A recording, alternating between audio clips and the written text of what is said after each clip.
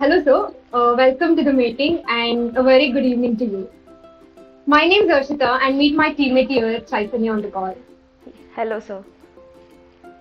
Hello, hi Harshita, hi Chaitanya. Hi, Thank sir. you for arranging this and giving me an opportunity to finally connect with some of my uh, RV folks.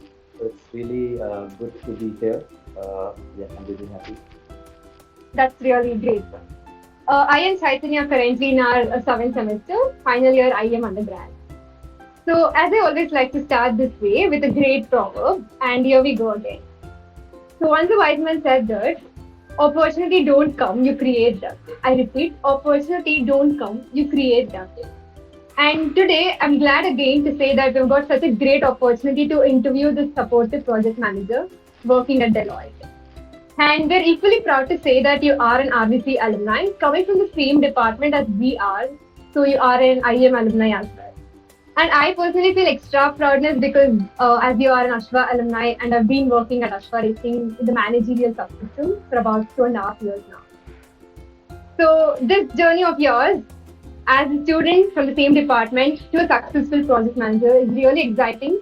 And we can't wait anymore to talk about this throughout this, session we have arranged. So let us now start with the agenda for today, as displayed in the coming slide. So let's get going with a short introduction of the speaker. Today, on behalf of my institution and our department, it's a moment of extreme pleasure to welcome Mr. Kshitij Puri, the project manager at Deloitte, one among the big four and top four consulting firms in the world. Kshitij Puri is a manager in cybersecurity domain within the Deloitte Risk Advisory Services based in Singapore. He has experience in multiple focus areas coming under this domain and even engaging in multiple teams, which includes financial services, capital market, biotechnology, healthcare, telecommunications, and so on and so forth. Coming to his education and experience, he graduated from RVCE in the year 2013 from the Department of Industrial Engineering and Management. And as I mentioned earlier, he was part of one of the innovative and popular clubs of RVCE, which is ASHWA Racing, wherein he served the role as team leader in drivetrain and HR subsystems. Talking about his work experience, he started his corporate journey right from KPMG, wherein he served as analyst, followed by executive and senior executive for about 5 years, and then moved on to Ernst and Young, EY, one of the Big Four consulting firm, wherein he served as senior consultant and manager for about 4 years, and at present is the project manager at Deloitte, based in Singapore. We feel wondrous of seeing this journey of yours, sir.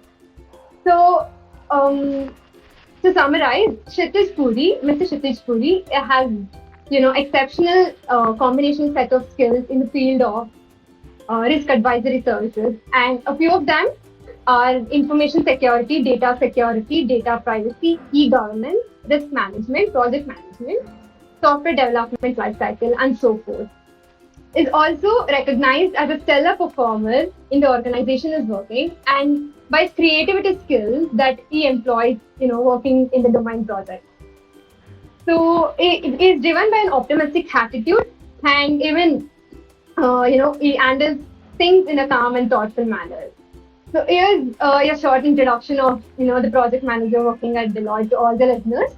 And I would like to, go ahead with a Q&A session. Over to Saipul. Um, yes, sir. So, I think before we, formally start off with the interview session, we have a small surprise, and I hope you like it, sir. Okay.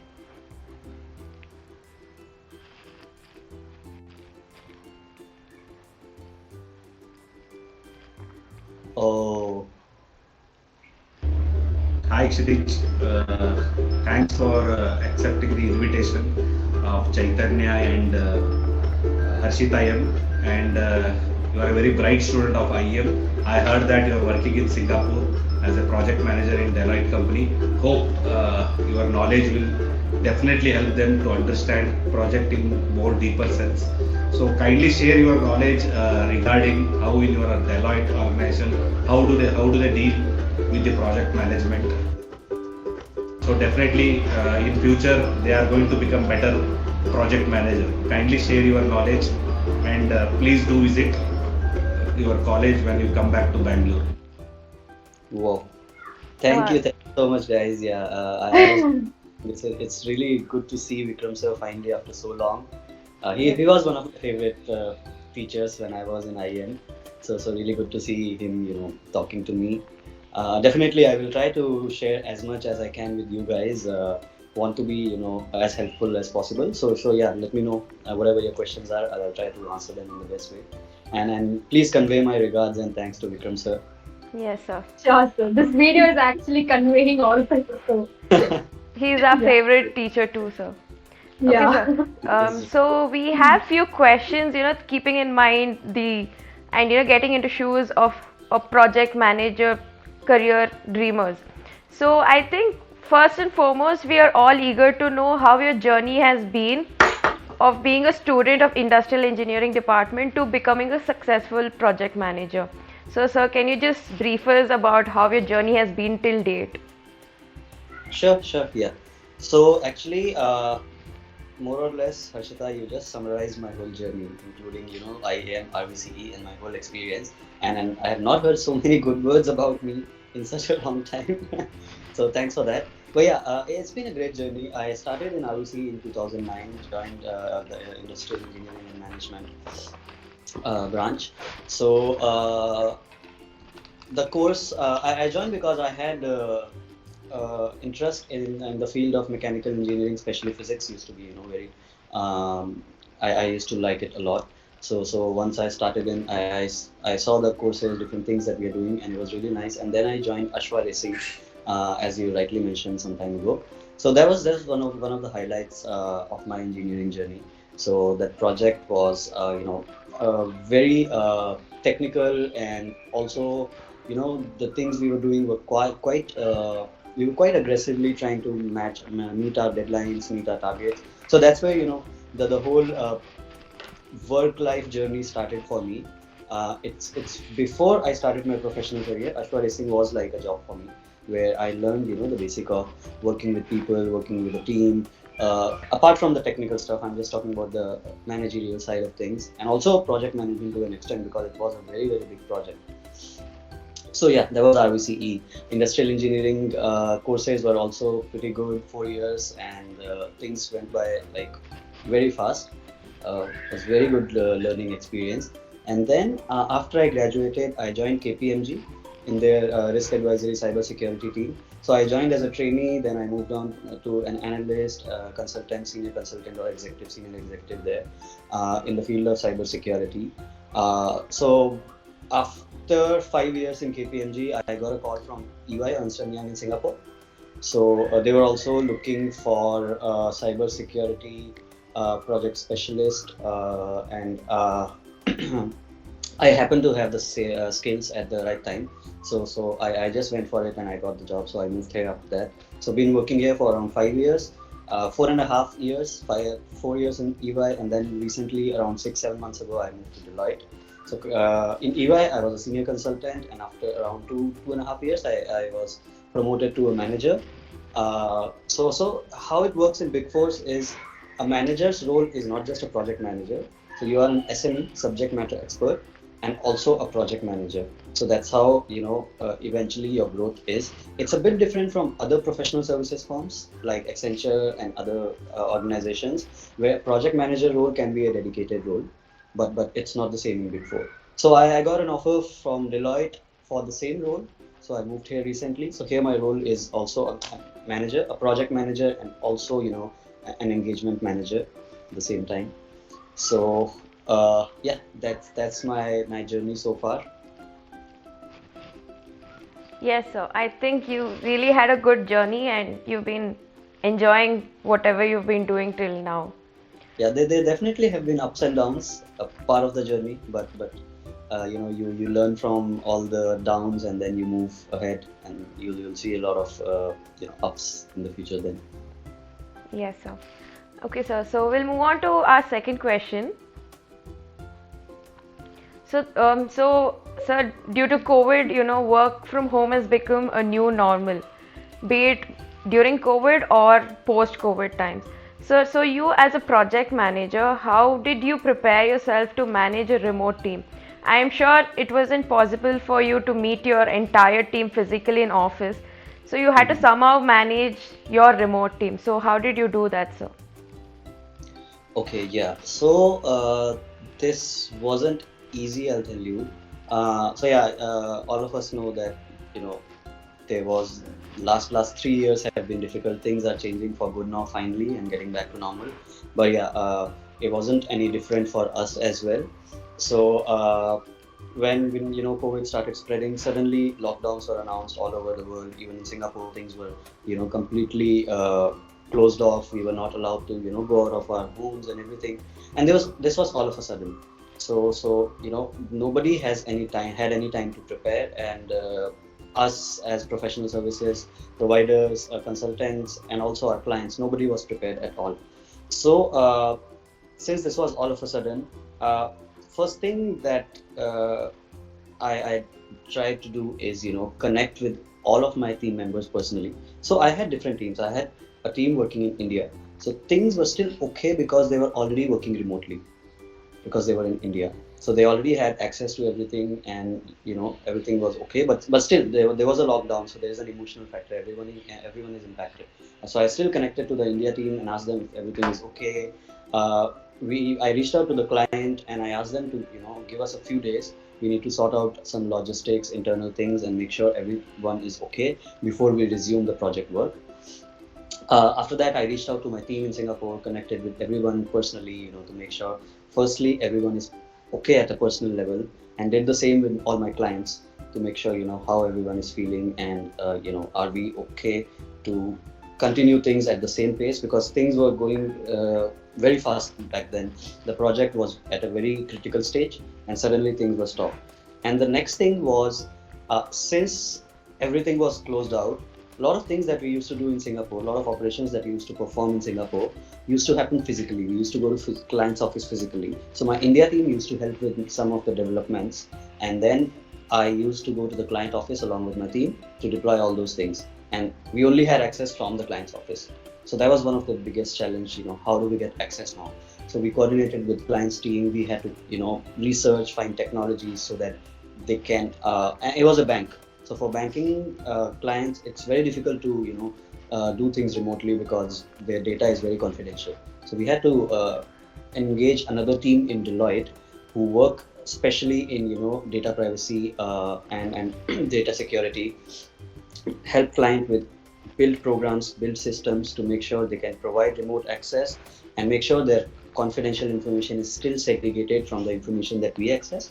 So that exercise actually took some time. It took a couple of weeks. So once that was done, we had access available, and then I had to redo the project plan again, because earlier the project plan and the dependencies were done based on this assumption that we'll go to client office, we'll meet people physically. But the project plan had to be redrafted with all the new challenges and dependencies. New timelines were introduced, and certain things the timelines had to be stretched, and for certain things timelines reduced because a lot of travel time and a lot of these things were getting reduced. So yeah, end of the day, it was mainly about communication and coordinating with the whole spectrum of the project team, from the client, from my side, and from offshore. And yeah, eventually after a couple of months, things started picking up pace, and we were able to proceed with the project. But yeah, there was definitely a big break, yeah, in the flow of things. Yes, sir. Okay. Yes, sir. I understood how a project manager needs to be prepared to adapt to any kind of situation, and he should be also connected with the technological aspects as well. Definitely. And yeah. Very. So, sir, I think the next question is. So once a wise man said that a good plan today is better than a perfect plan tomorrow. So, sir, can you please share us your anecdote of how planning stage of any project that you have led has led to best results, or if there are any worst results in any of the projects you have handled? Yeah, that's a very good quote, very rightly said. Planning is one of the most important parts of a project. So I would say, uh, for me, two of the most important parts of a project are scoping and planning. So scoping is done before planning when you're having your discussions with the client. So maybe I'll just take a step back, just start from the beginning. How for us how a project starts. So initially we get these requests for proposals. So let's say a client has a requirement, right? I'll talk about risk management. They want to digitalize their risk management process. So they'll come up with a request for proposal. And during that stage, we'll reach out to the client, we'll, pitch our services to them. And then once they decide to go with us, we will start the scoping part. Scoping part is basically understanding their requirements clearly, making sure everything that they want and everything we have signed in the contract is documented and clearly scoped, and all the things that we are not supposed to do are also clearly highlighted as part of the scope. Because during the project, if you have not done scoping properly, there can be a lot of challenges, and client might come and ask you that you never said you can't do this, why are you not doing this? So scoping is very important, and it's very well connected to planning of the project. So once you have done the scoping, this is the scope of the project, these are the things that I need to do. You need to start the planning of the project, and the project plan has to be as detailed as possible. Everything has to be captured in the right, using the right tools. So I've seen a lot of people, a lot of project managers still using Microsoft Excel, or some of them use PowerPoints for project plans, which is not the right way. You should use the right tools. There are a lot of platforms online. A Microsoft Project is a dedicated application for preparing your project plans. So you should do that using the right tools with the right dependencies and right structure. Uh, so now regarding the planning stage of a project scenario, right? I'll start with the worst first. So there was a project that I was working in. Back then, I was not a manager yet. I was still a senior consultant. So I was working in that project that was going on since 3 years when I started. When I joined the project, it was already going on since the last 3 years. So I was onboarded and I was asked to lead a team. So the state of the project was not good. I'll be honest. It was quite bad. So and the reason, when I came into the project, I realized the reason is because the planning of the project was not done properly. So I checked the project plan. Uh, so whoever had prepared the project plan, okay, they consulted the SME. They had put in the timelines. The duration of the timelines was okay. So the amount of time they had given to the requirement stage, planning stage, design stage was okay, was good enough. We could have done it, but everything else was not done properly. The dependencies were not set up. So in a project, it's very important that you set up all the dependencies very clearly in a project plan, and you set up the checkpoints and cadence calls with the client, with your internal team on a regular basis. If these things are not done, your project can, just go haywire, and that's what was happening there. So I realized that there was no dependencies set up. So I'll just give you an example. Sometimes, so in a project, the typical phases are your planning, then your requirements, when you have discussions with the client. After requirement, you have your design stage, solutioning stage, development stage, which can be bunched as one stage: design, solutioning, and development. Then your testing stage, and then the finally deployment stage. So a lot of times there can be overlaps between the requirements and the design stage. So let's say you have 4 phases in the project. Your phase 3 cannot start until your phase 1 and 2 are developed properly, because phase 3 client already needs to see something in the system, something already working. But in this project plan, that was not done. The requirement phase was 3 months, development was 6 months, and there were no dependencies set up. Uh, and that's why, although 3 months were enough, we took like 4 or 5 months doing the same thing because the dependencies were not set up. If I was the project manager, if I had to prepare the project plan, I would have done phase 1 and 2 requirements, and parallelly started the development for phase 3, and then phase 3. So phase 1, 2, and phase 3 requirements would have started parallelly. So that things could be managed in a better way. So yeah, that's what I realized. But at least from my side, the domain that I was handled, I tried to come up with a project plan in a detailed way, including all of these things, and make sure things are going okay. So yeah, luckily I managed to finish my part and help my teammates, improve their sides as well. End of the day, there were some delays overall here and there, but we managed to implement the project. Uh, so you wanted an example of the best project. So best project, recently I did an implementation where I was the one who was there since the beginning. So I prepared the project plan. I used the right tools. I used I clearly went through the scoping part and connected it well to the planning stage. Made sure all the dependencies were considered, all the checkpoints, calls, and sessions were scheduled already. Uh, and yeah, that project we were able to deliver, quite way ahead of the actual timeline. Yes, sir. We understood that, we use right tools at the right time and right project. It'll lead to a successful project. Yeah, And definitely. yes, sir. So the next question is like, so it comes up to in any of the students' mind. So we students, what we do is we get our projects prior our time, but then what we do is we lag it till the end date and we pile it up, and it becomes a problem for us to prioritize our works for like a successful project. So, sir, how do you strategize for prioritizing tasks within a project or among projects? Okay, yeah. So the prioritization of tasks, there are two sides to it. One is, before a project, when you're starting a project, when you're starting the planning of your project, right? Or when you're doing the scoping and you're ready for the planning. So the first level of prioritization comes there. In your project plan, how do you prioritize things? How you arrange things? So that requires a lot of calculations and in your head and going through scoping in detail. But that's kind of comes from experience, comes from your understanding of the project. You need to reach out to the SMEs and make sure everything is done right. Second thing is the example that you gave. You are flooded with a lot of things, and you need to prioritize the tasks that you need to do. So I'll just give you an example. I was working on 4 projects, and there was one day which was a very bad day. Suddenly, 3 of the clients reached out to me with their own issues, and all the 3 issues for the clients were urgent.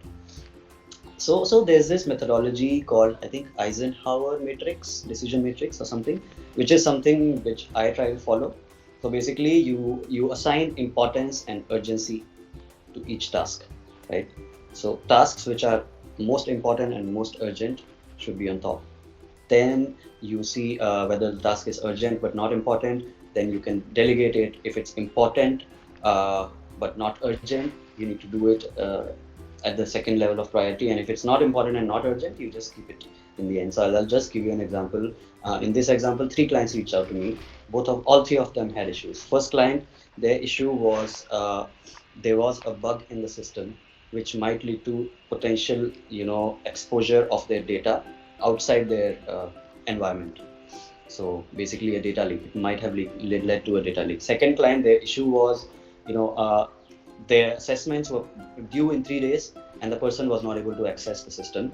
So there was some issue. And the third client, the issue was it was not in the live data environment, but during the testing, one of their C-suite members, their CRO, was facing an issue and not able to proceed. So all these 3 tasks, for all these clients, all the issues were urgent. But I needed to use my own judgment to identify which one is the most urgent in reality and most important. So the data leakage part, the first one, clearly is the most important, because that has the biggest impact and that can cause the biggest damage. Client can have monetary losses, they can have reputational damage, we can be fined, we can have reputational damage, and there can be compliance issues as well, right? So I had to prioritize that task, and I need to tell the other clients that I will help you, but there'll be some delay. I'm involved in other things. They will get annoyed, they'll get angry, but you'll have to prioritize. You need to disconnect yourself from that thing and just need to be clear and focused, right? Second thing, second priority was the CRO, because that person is a very senior member, right? If we ruin our relationships with him, future business can be impacted, and their own people can also be impacted. So that was number 2. And number 3 was person whose assessments were pending in 3 days. So he had 3 days, and although even after 3 days, if he's not able to complete the assessments, I checked, it'll just be escalated to his boss, who's a division head, which the position is like way below compared to the CRO of the other organization. So that's why I prioritize that task at number 3. Yes, sir. For the next set of questions, I will hand it over to Harshita. Thanks, Chaitanya. Thank you, Chaitanya. And yeah, so far the first 4 questions like gave us real understanding of how, in real time, how the project be like and what something that it's totally different from what we're learning in classroom theoretically. And this practical point of view, it's like totally, uh, you know, Yeah. challenging yet achievable kind of thing. Yeah. Okay, So moving forward with the uh, yes, sir. yeah, on that I would just like to add that what you're learning as part of your curriculum, right? The project management course that you have, you might find that in real life things might not be the same. They might be quite different. Uh, Hmm. some of the Correct. things apply, but that doesn't mean that what you're learning is not important. If you uh, are not learning whatever you are, what's there in your curriculum properly, you might not be able to appreciate why things are happening differently.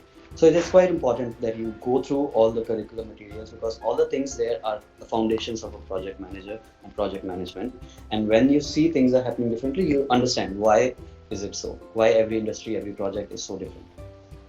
Correct, sir. I can totally agree with you because foundations are equally important, than first experience practically.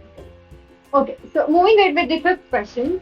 So could you tell us about the most challenging project you've managed so far with the risks encountered, and what were the steps you've taken to tackle these challenges? Yeah. Because in today's industries, we see that there are a lot of challenging projects, at least to day-to-day life activities, project activities, and the entire project might be more in case of industries, companies, and organizations, and consulting firm like Deloitte. So how do you tackle those challenges and risks that are faced in that challenging project? Sure. So yeah, as you rightly said, the consulting world or the professional services industry or the technology world is very fast paced now, and it's quite a challenging place to be in.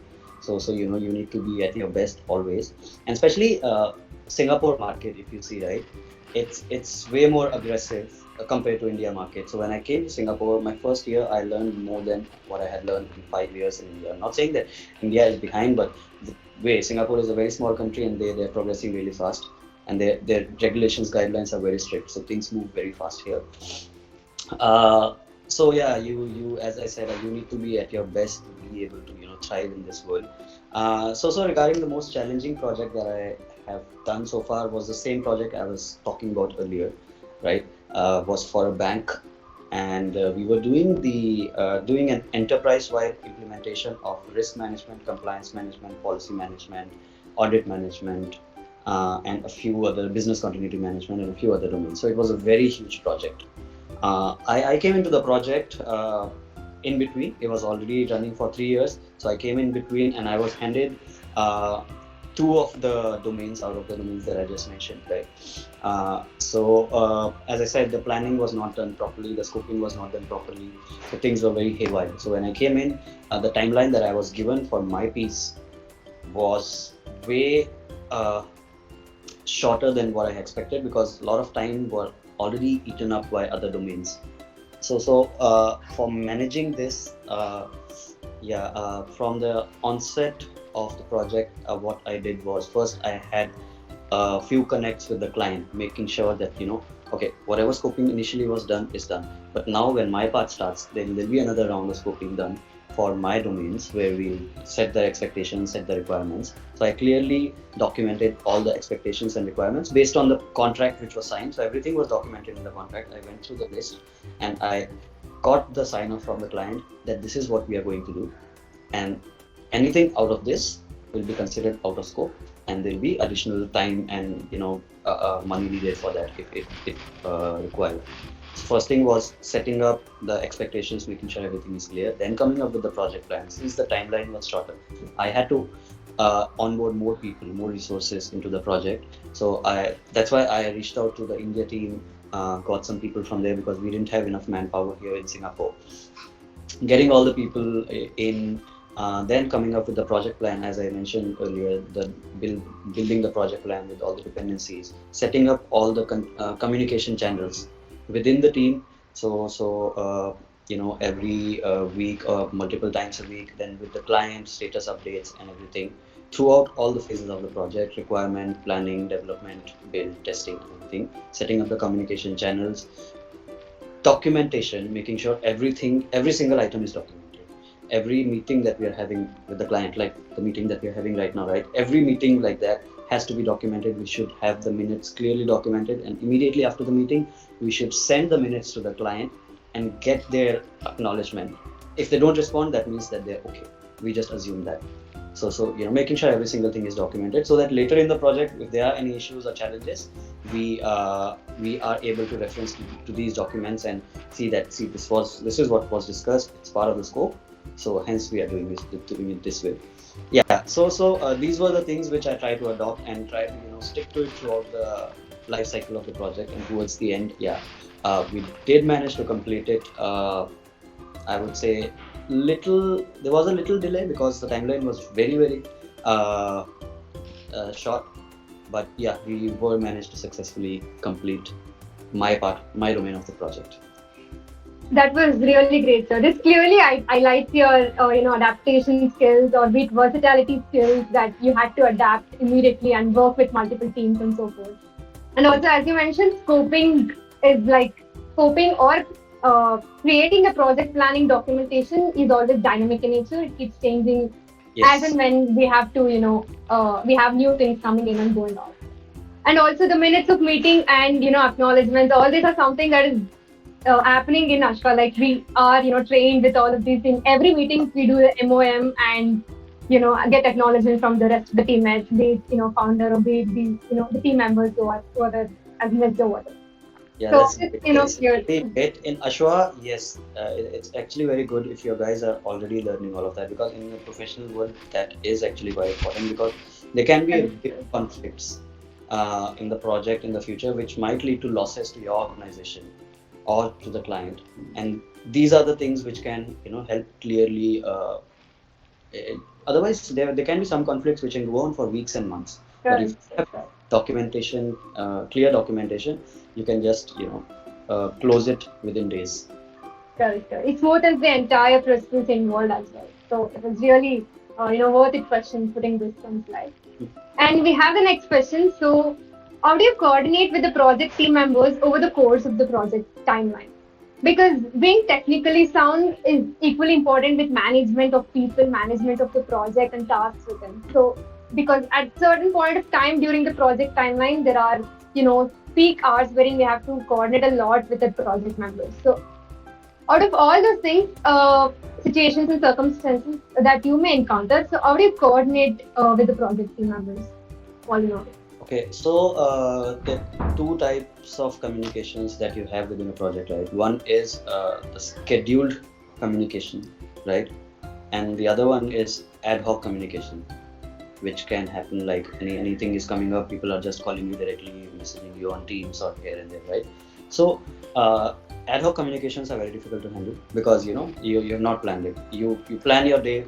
Uh, so today I'll plan my day tomorrow, right? For tomorrow I have planned everything, and suddenly I'm getting 3 calls from different clients or different team members, and that will lead to me wasting my time and spending extra time on finishing my tasks. So best thing to handle ad hoc communications is avoiding them. And how do you avoid them? Is by making sure the scheduled conversations are happening on a regular basis. So that's also a very big part of the project planning that you do, right? So the scheduled conversations can be of different nature. So for me, I'll just give you an example to explain, right? I had my offshore team, I had my Singapore team, then I had my own Deloitte leadership, then I have my clients and their client senior leadership. So different parties, different conversations. So with my offshore team and my Singapore project team, uh, different phases of projects, you need to have different frequency of checkpoints. For example, the requirement time, right? uh, every alternate day or daily, we keep up set up cadence calls, to make sure all of us are on the same page, and the project, everyone is aware what's happening in the project. Even though if the person is not required in that call, they should still come to the call at least for the first 15 minutes, when we just give them an overview of what's happening in the project. Same way the client's project team. So different phases, different frequency. During requirement stage, we at least set up bi-weekly calls, bi-weekly status update calls, where with the client project team and client leadership, both of them come. uh, the reason we do it bi-weekly during requirements phase is because we already meeting client once or twice or thrice a week, so they know what's happening. But status update is just to document and show them clearly that this is where we are in the project, these are the potential risks, and these are our action plans and everything. And then my own leadership, the Deloitte leadership, once a week at the minimum during all the project stages, to make sure they're aware of everything. So the reason is, sometimes if you don't set up these communication channels right, one, you'll get a lot of ad hoc calls, and then later, if you don't have these status update calls with the client, uh, towards the end of the project or middle of the project, if there are any actual issues and there is delay, you go to the client, they'll say that I never knew you had so many issues. Why are you coming to me now? And what do we do now? I don't know, you handle it. But if you keep them involved in every stage of the project, weekly you're giving them an update, they'll know everything, and they'll understand, and they'll help you out as much as possible. So yeah, that's one part of it, communications at the professional level. And then second thing is communication at the personal level. So personal level also, you need to make sure you're communicating with everyone, to make sure everyone is doing well, they're mentally okay, they're happy, how they are doing in their general lives. So with the project team members, the offshore team and the Singapore, my project team, I try to at least personally meet them or talk to them once a month or twice a month. My senior leadership also once or twice a month at a personal level, maybe for a dinner or for lunch or for a coffee, just to connect on a personal level and make sure we have the communications going. And then with the client, at least if the project is for 6 months, at least 3 times, like once in every 2 months, I try to set up some meetings, set up some dinner or lunch with them, to connect with them. And this also gives us scope for future opportunities, because you're connected with them, you talk about a lot of things, you talk about personal things, you talk about professional things, the other things the organization is doing, and it might lead to you getting more business, and it builds the trust with the client. So in the future, if they have any issues or if they have a further upgrade required, they'll directly reach out to you. They'll directly message you rather than going through the communication channel. And if there's an issue in the project, because you are connected, they'll directly message you and reach out to you that this is an issue, rather than directly escalating to your boss or your leadership. Right. So yeah. That was very insightful, sir. We found it like we have to timely plan things so that we communicate the regular updates to the clients very Yes. often. So yeah, moving ahead with the next set of questions. The 7 and 8 questions are really interesting, even more interesting than the previous ones, because this guides the individuals or the youngsters like many of us who want to pursue their career as a project manager. So here's the seventh one. What certifications would you suggest taking to become a qualified professional project manager? Okay. First educational qualification which you'll already have is the project management course inside your department, right? And I think, is it an additional course as well, or is it part of your regular curriculum? I don't remember. It's not part of our academics. It's an elective course, so we get to choose over other courses. So you have taken that as an elective. That's Yes. the first step. Second thing is, there are quite a few certifications available in the market. So PMP is the most famous one, project management professional. But these certifications, okay, for you guys, right? You will not be able to right away take these certifications. You might not be able to right away take these certifications, because they have some criteria that you need this much of experience or educational background. I'm not sure if your management elective can help you get the certification, because if you have certain educational background in project management, then also you can go ahead for the certification. Personally, I have not done the certification project management professional, but it's a good one. And then these days, things are moving a lot towards agile and scrum. So these are very modern methodologies of project management, which are working really well with a lot of industries. So they might not work in every project, but whichever project adopts Scrum, it works very well for them, and those companies I've never seen them switching back to the traditional project management. So certified Scrum Master is another one that you guys can explore about. So for me, yeah, as I told you, I have done the Scrum Master certification, but not PMP. So the reason is a lot of my learnings have been on the job and within these big four firms, right? We have our internal badges and our internal trainings, which are very similar to the project management professional courses. So you can, based on the organization that you join, right?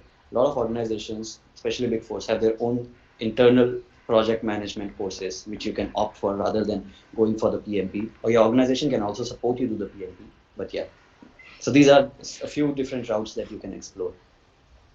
Okay, sir, that was informative. As you mentioned, the Scrum Master certification, was it, does that require a work experience or is it Yes, fine with just the education background? it does require some work experience. Experience. Okay. Yes, Okay, most of the and certificates in the project management, right? Either work experience or educational background. okay, sir. Okay, sir. Noted. Right. Let's move to the next question. The last but not the least, Okay, what before I advice? move, one more thing. Yeah, I think Yes, some of sure. the certifications, I don't remember exactly. Some of the certifications require work experience for the certificate, but you can still go ahead and do the certification. You can study for the certification, give the exam. You'll get your results that you've passed or cleared this exam, and then the actual certificate will be issued to you when you complete the relevant work experience. So if it's 3 years, you show them that Okay. 3 years, you'll be issued a certificate. But you're already learned, you're already cleared the exams. So a lot of companies value that, and they still consider that like a certification. Okay, that's great to know, sir. So yeah, let's continue with the last question, but not the least. What advice would you give an individual who is looking to pursue their career as a project manager? And what are the most desired skills required for a potential project manager? Okay, yeah.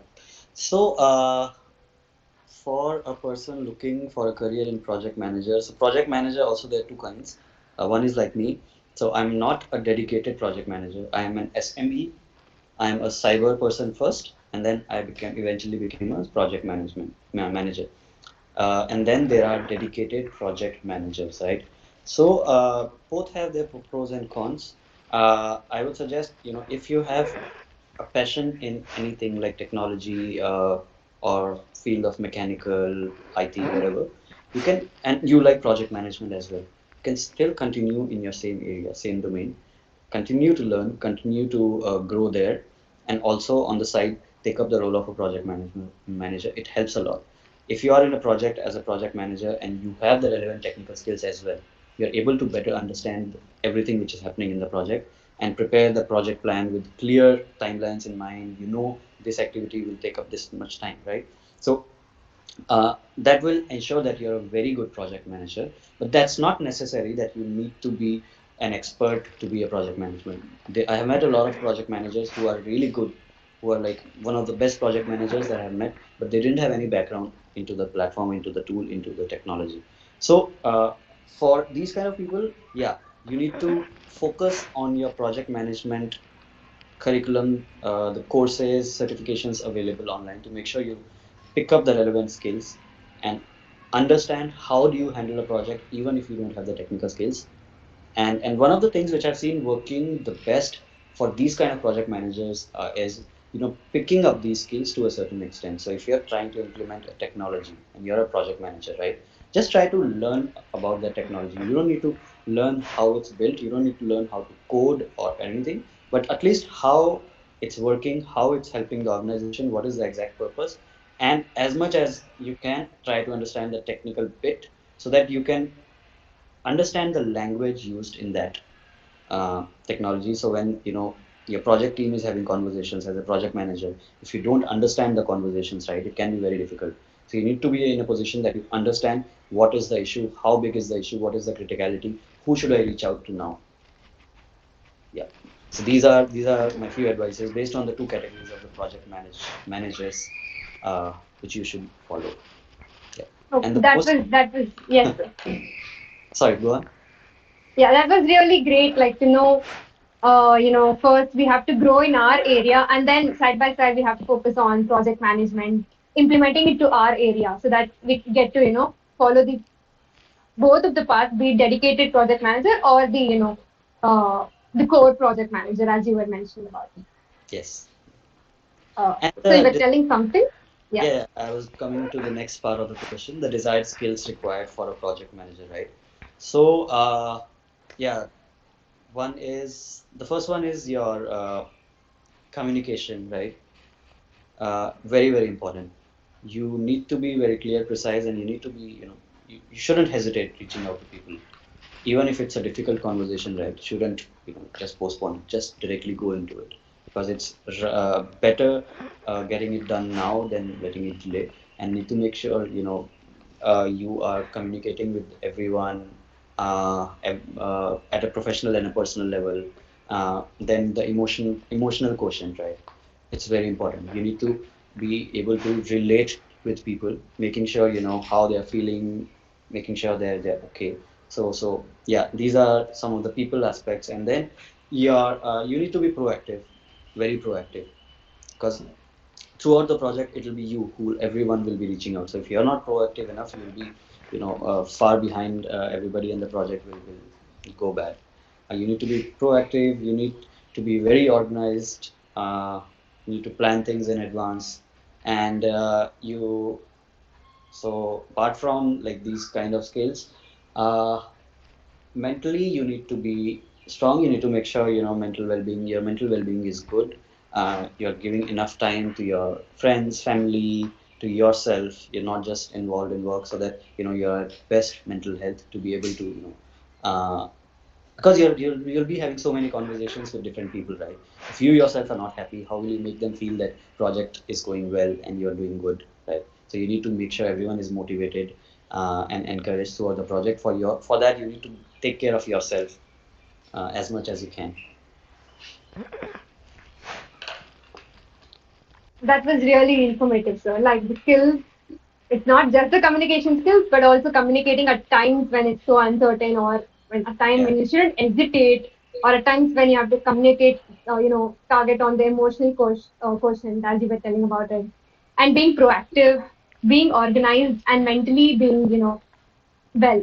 So all these skills are equally important for successful project manager.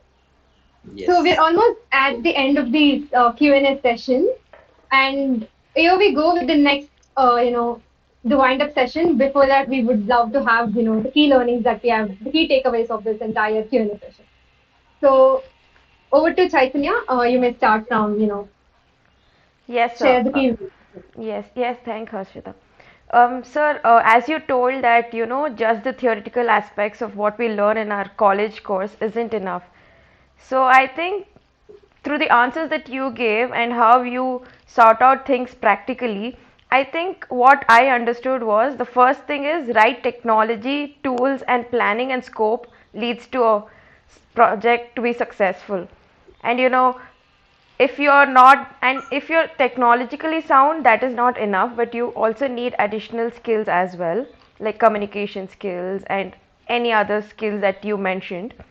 And a project manager should be capable enough to adapt to any kind of situations. Like you mentioned about the COVID times, nobody expected that COVID would be such a huge thing, and project managers were able to adapt to such situations, right? Yeah. And you also mentioned that documenting and planning are the initial stages that needs to be done well. If you do well in these two stages, and the entire, the course of project management leads to a successful project. And you also told us about, I think we didn't know about the whatever the Heisen urgency matrix. Yeah, We were not, I'll email you the exact name. I've yeah. forgotten the exact name. Yeah, we were not aware of that matrix, and you made us aware of that, and we can use this matrix to prioritize our works, be it in our any basic projects in our life. And you mentioned that project managers are not expert at their initial stage. Instead, they learn through the course of their work experience, and then they become a successful project manager. So, to add on to more key learnings, I will hand it over to Harshita. So besides what Chaitanya had, is there a few more set of key takeaways from the session? Are You briefed us about the phases of a project, right from, signing the contract from the client and delivering the deliverables and meeting the deadlines.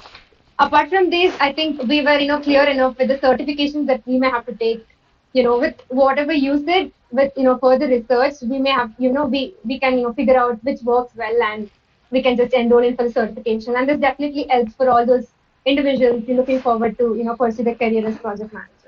And also the type of communication, as you were telling, scheduled and the non-scheduled one, as ad hoc one. So all these things were really new to us, and I think we learned a lot of new things today in this session, which is the biggest takeaways of conducting this interview. And yes, so I would request Chaitanya to give the conclusion for me. Um, I'm I can't believe we're already at the end of session. I just feel like we just started and we're already at the end. Me too. Sir, so we had a great interview with you, and we got to understand and get insights of not just the theoretical aspects of project management, but you also told us how practically you can implement whatever we learn in our basic course at college. So, sir, through this learning, I think we will be able to implement whatever the key takings that we're going to have in our future. We're going to have a major project next sem, the 8th sem. So, we'll be able to implement all the key learnings in our projects or any projects, be it in our future. So, I would Thank, like Harshita to have a Thanksgiving session. you're on mute, Harshita. Yeah, thank you for that. So yes, it was overall a wonderful and inspiring, session altogether. And I would like to thank you for taking your time, to share your knowledge and experience with us. And on behalf of my department, I would like to thank you for the support and encouragement you are still, willing to offer to your juniors. And just thanks so much for that. And hope you two had great time interacting with us. Thank you so much, and I'm glad this was helpful for you. Yes. Always happy to help. And yeah, this session is over. That doesn't mean that we can't communicate in the future. In the future, anytime you guys have my email, any of you guys or your classmates, anyone had, if you have any questions or any queries regarding this area, right? You can directly reach out to me on LinkedIn. You can email me. So I'll be happy to help. Always have still have this strong connection with RV. So yeah, definitely would be happy to help you guys. Yes, sir. That's awesome. So we'll stay connected with each other. And yes, if there are any events happening in IEM department as well, we'll hope to see you there upon our invitation and so forth. Sure, thank you. Yeah, let me know on these events because I might not Mhm. be up to date always. So yeah, if I'm there, I would definitely want to join in. Sure, Yes, sir. sir. We'll keep you updated, guys. It was a And good yes, sir, session, thank sir. you so much.